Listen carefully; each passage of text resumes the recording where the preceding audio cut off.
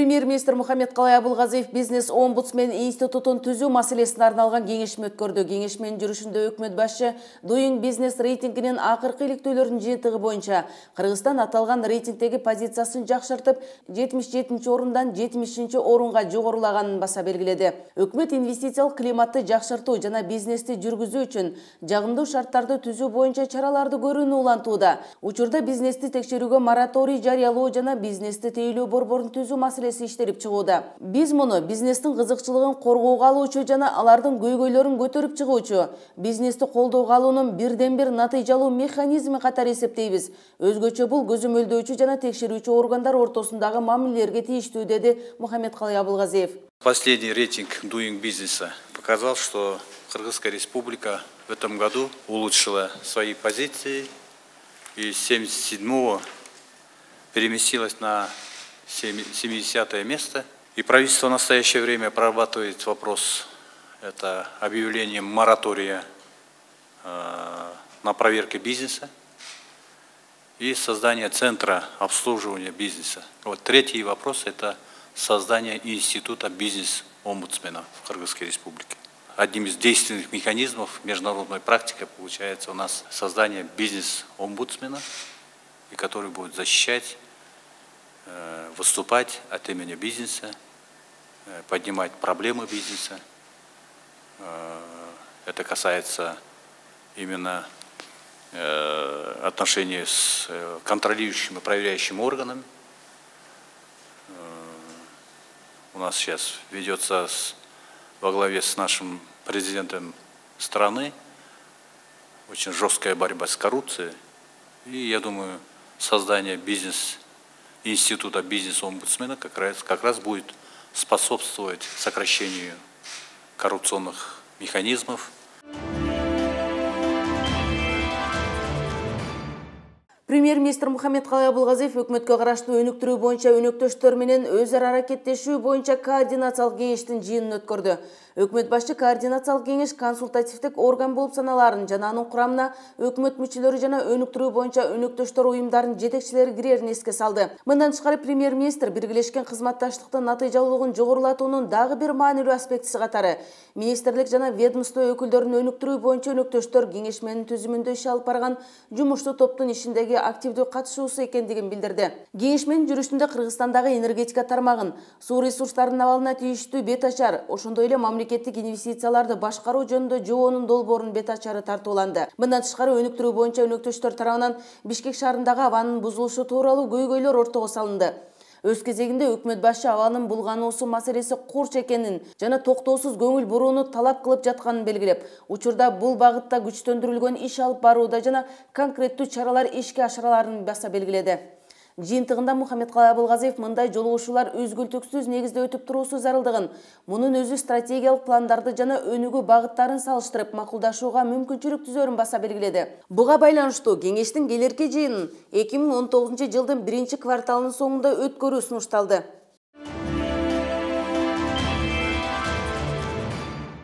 Өтүп бараткан аптада Өзбекстан Республикасынын премьер-министри Абдулла Арипов Кыргыз Республикасынын жана Өзбекстан Республикасынын чектеш облус жетекчилер кеңешинин 2-чи жыйынынын ишине катышуу үчүн Кыргызстанга келди. Кеңештин 2-чи жыйыны Ош шаарында өттү.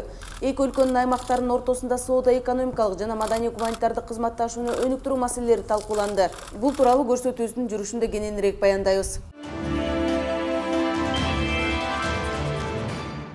Премьер-министр Мухаммедкалай Абылгазиев текшерүүчү органдардын жетекчилери менен кеңешме өткөрүп, анын жүрүшүндө Кыргыз Республикасынын өкмөтүнүн ишкердик субъектилерине текшерүү жүргүзүүгө убактылуу тыюу салуу жөнүндө токтомго кол койду.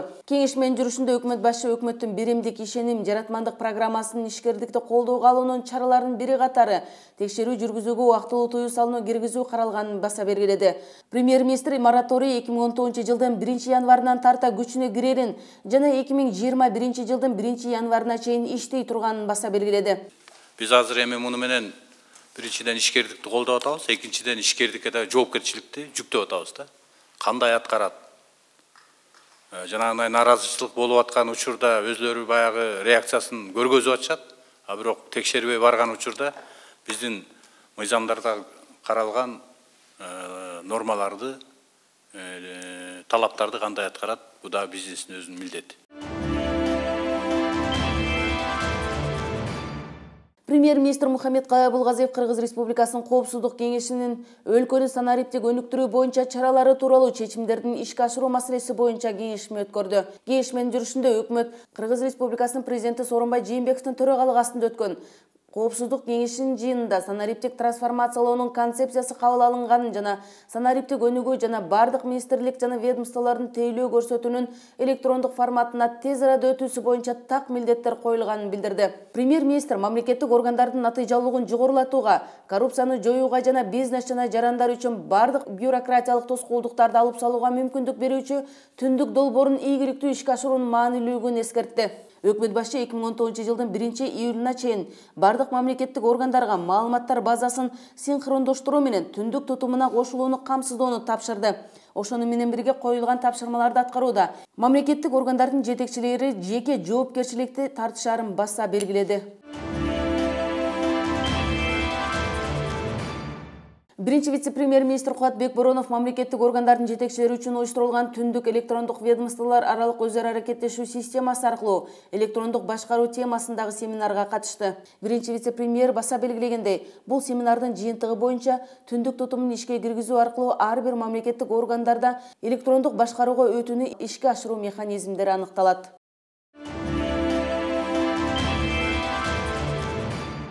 Премьер-министр Мухаммедкалый Абылгазиев Жогорку кеңештин 80 жылдыгына арналган иш-чарага катышты. Куттуктоо сөзүндө өкмөт башы Кыргыз Республикасынын өкмөтүнүн жана Жогорку кеңештин өз ара аракеттешүүсүнүн маанилүүлүгүнө токтолду. Кыргыз Республикасынын өкмөтүнүн атынан Жогорку кеңештин 80 жылдык мааракеси менен чын дилибизден куттуктайбыз. Учурда өкмөт Жогорку кеңеш менен конструктивдүү иштешип, эки органдын ортосунда иштиктүү атмосфера түзүлүп жаткандыгын элибиз көрүп турат. 7 жылдан берки туруктуулук, жарандарыбыздын тынчтыгы сакталып, элдин эртеңкиге болгон үмүтү чоң. Быйыл эле 8 айдын ичинде өкмөт тараптан киргизилген эл аралык келишимдер боюнча 31 мыйзам долбоору ратификациядан өтүп, өлкө үчүн өтө маанилүү болгон 66 мыйзам долбоору кабыл алынды. Мунун өзү өкмөт менен Жогорку кеңештин ортосундагы консенсусту, көз караштардын жана позициялардын максаты бир экенин билдирип турат. Бул өлкөнүн туруктуу өнүгүшү жана элдин жашоосуна жакшырышына өбөлгө түзөт.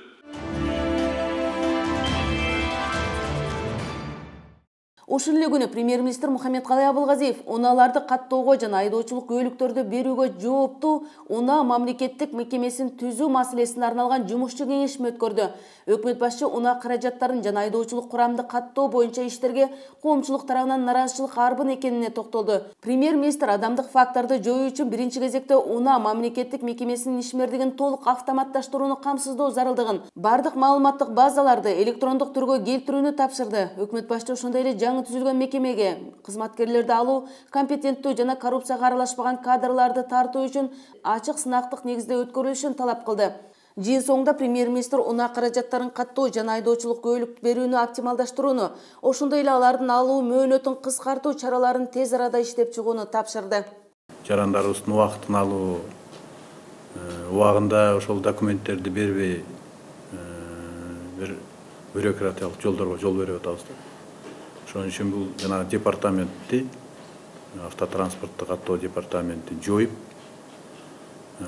мурунку маалыматтык борборду жоюп, ошонун өлкөнүн базасында азыр унаа деген мамлекеттик ишкана түзүп, ошо ишкананын өзүн ишин жакшыртуу боюнча бардык иштерди алып барыш керек. Биринчи вице-премьер-министр Кубатбек Бороновдун төрагалык астында административдик аймактык реформа жүргүзүү боюнча сунуштарды иштеп чыгуучу жумушчу топтун кезектеги отуруму өттү. Аталган жумушчу топ Кыргыз Республикасынын президентинин Кыргыз Республикасында административдик аймактык реформаны жүргүзүү боюнча чаралар жөнүндө жарлыгын ишке ашыруу максатында уюштурулган. Кубатбек Боронов маалымдагандай, буга чейин тиешелүү мамлекеттик органдарга административдик аймактык түзүлүштүн реформалоону этап-этабы менен жүргүзүүнүн жол картасын иштеп чыгуу тапшырылган.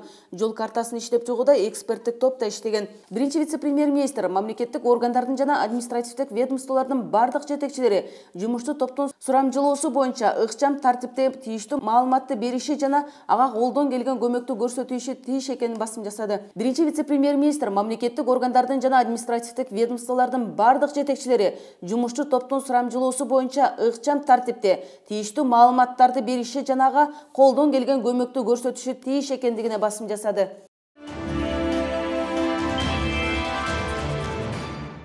Вице-премьер-министр Алтынай Өмүрбекова Кыргыз Республикасынын Маданият, маалымат жана туризм министрлиги тарабынан демилгеленген туризм жөнүндөгү мыйзам долбоорун коомдук талкуулоого арналган тегерек стол жыйынына катышты.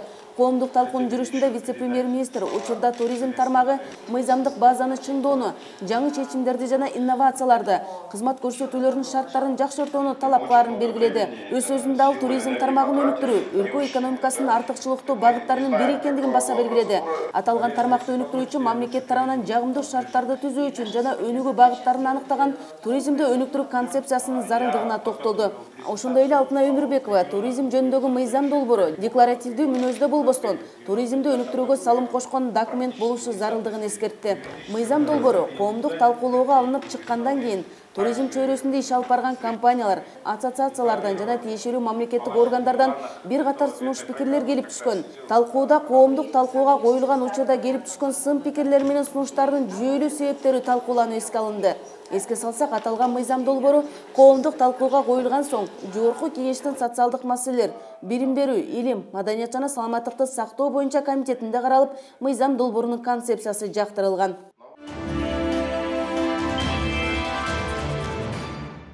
Вице-премьер-министр Жеңиш Разаков адам укуктары боюнча Бириккен Улуттар уюмунун жогорку комиссарынын башкармалыгынын Борбор Азия боюнча аймактык өкүлү Ришард Каменда менен жолугушту.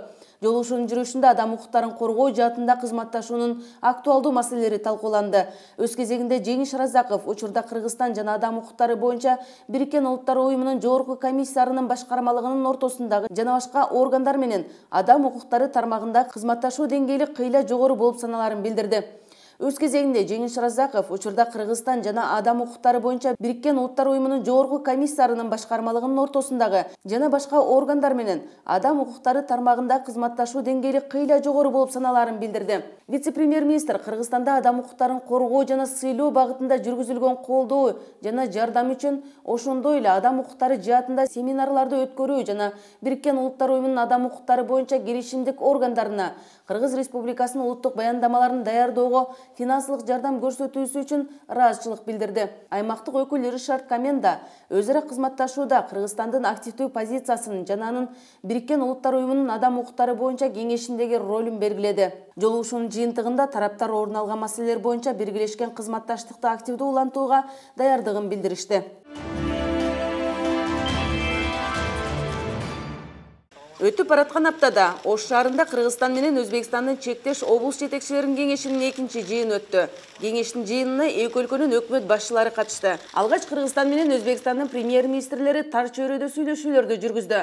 Андан соң өкмөт башчылар делегация мүчөлөрүнүн толук курамында кеңейтилген жыйынга чогулушту. Күн тартибинде аймактар аралык кызматташуу, соода экономикалык жана инвестициялык байланыштарды бекемдөө, маданий гуманитардык байланыштарды тереңдетүү, мамлекеттик чек ара тилкелеринен өтүү шарттарын жакшыртуу жөнүндө бир катар макулдашууларды ишке ашыруу маселелери каралды. Кыргыз делегациясынын курамына министрликтердин жана ведомстволордун жетекчилери, Баткен, Жалал Абад, Ош облустарынын ыйгарым укуктуу өкүлдөрү, ошондой эле чектеш аймактардын аймактык башкаруу органдарынын жетекчилери кирди. Чектеш мамлекеттер менен аймак аралык байланыштарды чыңдоо Кыргызстандын тышкы саясатындагы артыкчылыктуу багыттарынын бири. Жыйын жүрүшүндө премьер-министр Мухаммедкалый Абылгазиев коңшулаш эки өлкө ортосунда жетишилген жогорку деңгээлдеги ишенимдүү мамилелер бардык багыттар боюнча кызматташтыкты өнүктүрүүгө өбөлгө түзөрүн белгиледи. Соңку учурлардагы эки мамлекет башчыларынын бекем саясий эркине жараша кыргыз-өзбек мамилелери жаңы деңгээлге чыкканын ырастады. Укрепление международных связей с сопредельными странами является одним из приоритетных направлений во внешней политике Кыргызской Республики. Достигнутые на высшем уровне доверительные отношения между Кыргызстаном и Узбекистаном способствуют развитию взаимодействия по всем направлениям. В Кыргызстане с большим энтузиазмом наблюдают за достигаемые в кыргызско-узбекских отношениях успехами и надеются, что заданный темп на основе доброй воли и взаимного доверия будут укрепляться и развиваться. Создание новых механизмов взаимодействия и соответствующей правовой базы, направленной на укрепление доверительных отношений между приграничными областями сопредельных стран, позволяет своевременно решать насущные проблемы и положительно отражается на социально-экономическом положении населения приграничных областей. Өкмөт башчы белгилегендей, чектеш облустардын жетекчилеринин кеңеши аймак аралык байланыштарды чыңдоочу жана эки өлкөнүн чектеш райондорундагы достук мамилелерди колдоого алуу үчүн натыйжалуу механизм болуп калды. Мухаммедкалый Абылгазиев аймактар аралык байланыштарды чыңдоодогу оңдуу динамиканы канааттануу менен белгилеп, облус жана райондордун жетекчилери ортосундагы активдүү аракеттешүүгө жараша шарбалык мүнөздөгү көптөгөн маселелер жергиликтүү деңгээлде ыкчам чечилип жаткандыгын кубаттады. Сегодня можно сказать, что Совет глав приграничных областей стал эффективным механизмом по укреплению межрегиональных связей, поддержанию дружественных отношений в приграничных районах Кыргызстана и Узбекистана. Отдельно необходимо отметить положительную динамику в торговле между нашими странами, где приграничные области играют чрезвычайно важную роль. Товарооборот между странами за 10 месяцев текущего года составил около 300 миллионов долларов, что на 11% выше по сравнению с аналогичным периодом 2017 года. Сүйлөшүүлөрдүн жүрүшүндө автомобиль жана темир жол транспорт тармагында кызматташтыкты арттыруу зарылдыгы ортого салынды. Чектеш аймактардагы ишкерлерди колдоо, коңшу облустардын соода-экономикалык байланыштарын бекемдөөгө шарт түзөт. Аталган багытта биргеликте иш алып баруу бүтүндөй аймакты бириктирет. Соода-экономикалык, инвестициялык, маданий-гуманитардык тармактарда өз ара мамилелерди чыңдоо козголгон маселелердин орчундуусу болду. Бул оңуттан алганда ыңгайлуу шарттарды түзүү максатында Кыргыз өкмөтү өзбекстандык жүк ташуучулар үчүн төлөмдү алып таштоону сунуштады. Мындай кадам өз ара жүк ташуулардын санын көбөйтүүгө жана эки өлкө ортосунда товар жүгүртүүнү өстүрүүгө шарт түзөт. Маданий-гуманитардык багытта кызматташтыкта жаңы деңгээлге көтөрүлдү. Буга эки өлкө ортосунда өткөрүлгөн маданий иш-чаралар далил. Мухаммедкалый Абылгазиев Өзбек тарапка Чыңгыз Айтматовдун 90 жылдыгына арналган иш-чараларды Өзбекстанда жогорку деңгээлде өткөргөндүктөрү үчүн ыраазычылык билдирди. Өз кезегинде Өзбекстан Республикасынын премьер-министри Абдулла Арипов акыркы жылдардагы жогорку деңгээлдеги иш-чаралар эки өлкө үчүн тарыхый маанилүү жыйынтыктарга жана келишимдерге жетишүүгө шарт түздү. Өзбекстандын өкмөт башчысы Кыргызстан менен өз ара алакаларды жана эки тараптуу пайдалуу өнөктөштүктү болушунча өнүктүрүүнү колдой турганын кошумчалады. Мы подтверждаем свой твердый настрой на всемирное развитие, взаимодействия и взаимовыгодного партнерства с Кыргызской Республикой. Только что в узком формате мы очень подробно и плодотворно обсудили вопросы двустороннего сотрудничества. Результаты переговоров показали, что при обоюдном желании наладить тесное сотрудничество между нами не может быть вопросов, по которым мы бы не могли найти взаимоприемлемых решений. Чектеш облус жетекчилеринин кеңешинин жыйынында экономика министри Олег Панкратов, өкмөттүн Жалал Абад, Ош жана Баткен облустарындагы ыйгарым укуктуу өкүлдөрү ар бир облустун инвестициялык мүмкүнчүлүктөрү тууралуу маалыматтарды сунушташты жана соода-экономикалык мүмкүнчүлүктөрү тууралуу айтып беришти. Перед нами сегодня стояла задача отработать. Первое – это минимизация барьеров на границе, связанная с фитосанитарным, ветеринарным контролем, со сложностью таможенных процедур, ну и с особенностями налогообложения двух стран. Жыйындын жыйынтыгында Кыргызстан менен Өзбекстандын премьер-министрлери соода-экономикалык жана инвестициялык кызматташуу боюнча жол картасына кол коюшту. Жол картасына соода, өнөр жай тармагында биргелешкен кооперациялар түзүү, карантин жана ветеринария тармагында кызматташуу, бажы процедураларын жөнөкөйлөштүрүү, эл аралык кызматташуу жана башка маселелер боюнча конкреттүү кадамдар жана мөөнөттөр камтылды. 19-жылга фундамент түзүп атабыз дейбиз. 19-жылы биз деген кандай заводдорду, кандай ишканаларды, биргелешкен ишканаларды Кыргызстанга келип иштетишибиз керек, Кыргызстандан Өзбекстанга келип иштетиш керек. Биргелешкен ишканаларды түзүп баштасак, биз тараптан дагы жумуш орундар түзүлөт экен, алар тараптан дагы. Анан мен ойлойм, негизги эле баягы налог жагынан дагы, соцстрахование жагынан дагы бул жакшы нерселерди чечилет. Чектеш облус жетекчилер кеңешинин 2-чи жыйынына катышуунун алкагында эки өлкөнүн өкмөт башчылары Ош шаарындагы Алишер Наваи атындагы орто мектепке барышты. Аталган мектеп 2018 жылдын сентябрында ачылган. Жалпы билим берүү мекемесинин курулушуна жана окууга тийиштүү жабдуулар менен камсыздоого каражаттар өзбек тараптан бөлүнүп берилген. Иш-чаранын соңунда эки өлкөнүн премьер-министрлери Сулайман Тоо тарыхый археологиялык комплексине барышты.